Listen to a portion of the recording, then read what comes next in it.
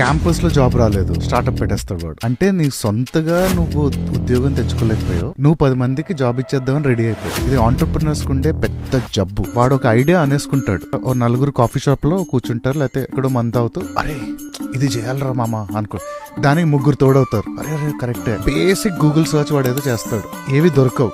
Wow ఎప్పుడు చేయట్లేదురా, మనం చేసేద్దాం అనుకుంటే. ఇప్పుడు వాళ్ళు నలుగురు పార్ట్నర్లు.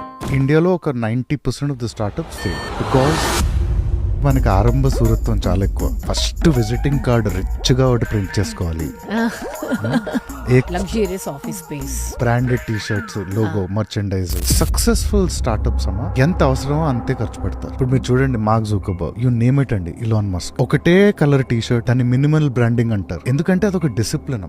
నువ్వు పర్సనల్ గా తాజ్లు తప్ప తినక ఎవడొద్దన్నాడు. కంపెనీ మీటింగ్ మటుకు చిన్న కాఫీ షాప్ లో పెట్టు, because అట్స్ a cost to the company. అంటే ఒక స్టార్ట్అప్ చేద్దాం, ఎక్స్పెరిమెంట్ అని ఏదైతే అన్నారు కదా, అక్కడే మీరు సగం స్టార్ట్అప్ ఫెయిల్ అయిపోయింది. దాన్ని ఎక్స్పెరిమెంట్ అనరు, కెరియర్ సూసైడ్ అంటారు. కాఫీ షాపే పెట్టాలనుకున్నానమ్మా, ఎక్కడ పెడుతున్నావు? అరే ఈ కాలనీలో ఎవడు కాఫీ షాప్ పెట్టలేదురా.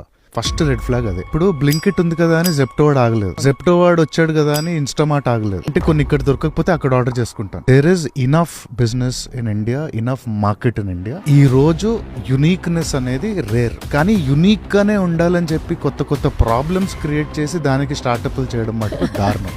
అది ఏదో చేసేయాలనే కుతూహలంతో బ్రెయిన్ పడుకోదాం. అది I you ready for it. ఇంట్లో వాళ్ళతో టైం స్పెండ్ చేయడం కుదరదు. I you ready for it. Friends కూడా అబ్బా వీడు చేస్తున్నాడంటే ఏంటి డబ్బులు కావాలా అనుకునే ఫ్రెండ్స్ కూడా ఉంటారు, ఎందుకంటే నాకు ఉద్యోగం లేదు. I you ready for it.